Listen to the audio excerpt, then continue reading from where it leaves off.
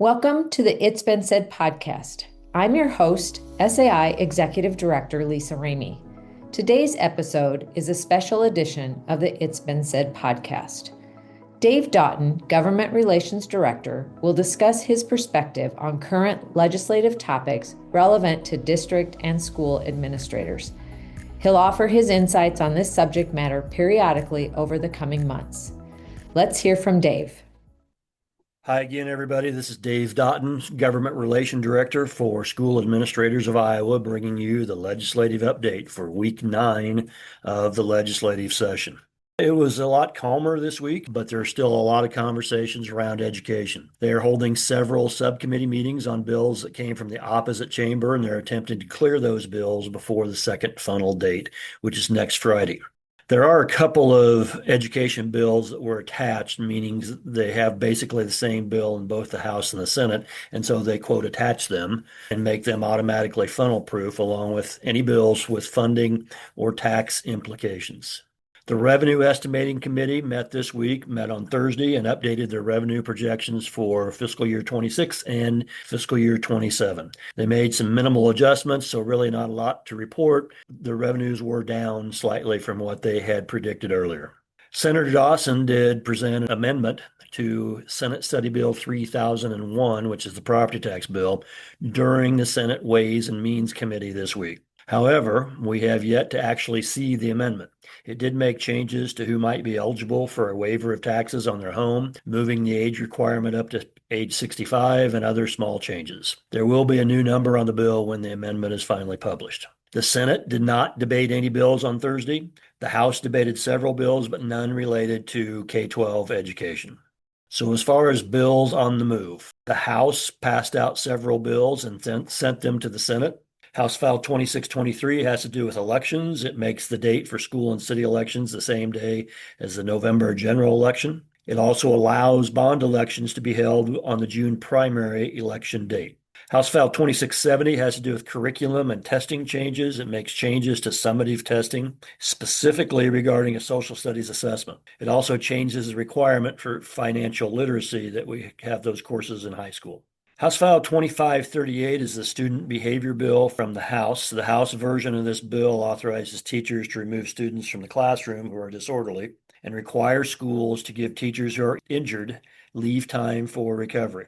It also includes a requirement of reading IEPs and required professional development for staff regarding special education procedures. It does have the oversight committee, but the role is to help establish policy for the students returning to the classroom.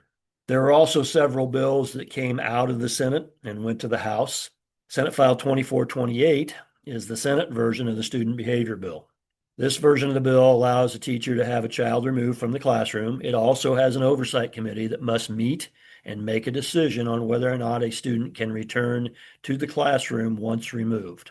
It also requires that the teacher have the final say on whether the student returns or not. I will note that the Senate passed that bill as amended 45-0.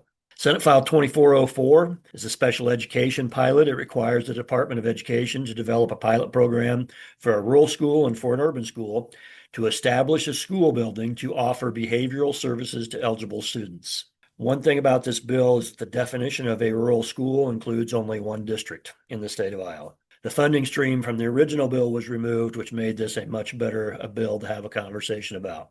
Going back up to the two student behavior bills, those two competing bills have been approved by their chamber and sent to the opposite chamber. They will need to act on one or both of them quickly next week. I would encourage you to read those two bills and share your concerns with your legislators. Some of the potential talking points. The House version has the less objectionable language regarding the committee. A committee that helps develop policy is much different than a committee that makes a decision on consequences and actions for a specific incident. The latter is cumbersome, will take more time, take a lot of time, and in essence leaves the administrator out of the decision. I don't believe that teachers want to have to make those decisions or give up more of their time sitting on a committee. The House version has some better policy included, but also includes a requirement that all teachers and other involved staff read every student's IEP that they are instruct or are involved with and sign off on the fact that they read the IEP. In my opinion, this would not be effective and would require some significant time from staff. I believe there are better ways to accomplish their goal in this case. So those are the bills that came out of the chambers and went to the opposite chamber. There were some bills that came out of the House and Senate Education committees. Out of the House Education Committee came Senate File 2218, which is the E-Verify bill that we've been talking about.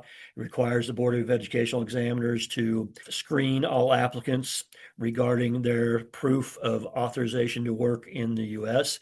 when they apply for a license or renew a license. It also requires school boards and directors of private schools and charter schools to verify legal authorization of employees. So school districts would also have to use E-Verify or something like it to make sure that they are legally authorized to work. Senate File 2299 is a concurrent enrollment bill. It allows a high school to require a student who takes a community college class for the school and then fails the class to pay the school for the cost of the course. Senate File 2320 is also a concurrent enrollment bill. It requires students who are taking concurrent enrollment classes to use in-person instruction in preference to online instruction. One caveat with that is that school superintendents can approve the use of online instruction over in-person for a class if they choose to do that. Out of the Senate Education Committee came House File 2493, which has to do with 5-year-olds and preschool. It allows funding for a 5-year-old preschool student for 1 year only. And so those are the bills that move. There were several other subcommittees. And so if those move forward next week, we'll talk about them as well. Next week will be a busy one for legislators, but it should slow down after that. There are still a lot of things that need to be discussed before the session ends. I spoke at a forum this week and was reminded of something that we tried to impress upon our students when I was in the school. That was this: you control your thoughts, your attitude, your effort, and your actions. Let me say that again. You are in control of your thoughts, your attitude, your effort, and your action. You don't control anybody else's, just your own. If we could all remember that more often, then we would be much better off. I hope you have a great weekend. Take care.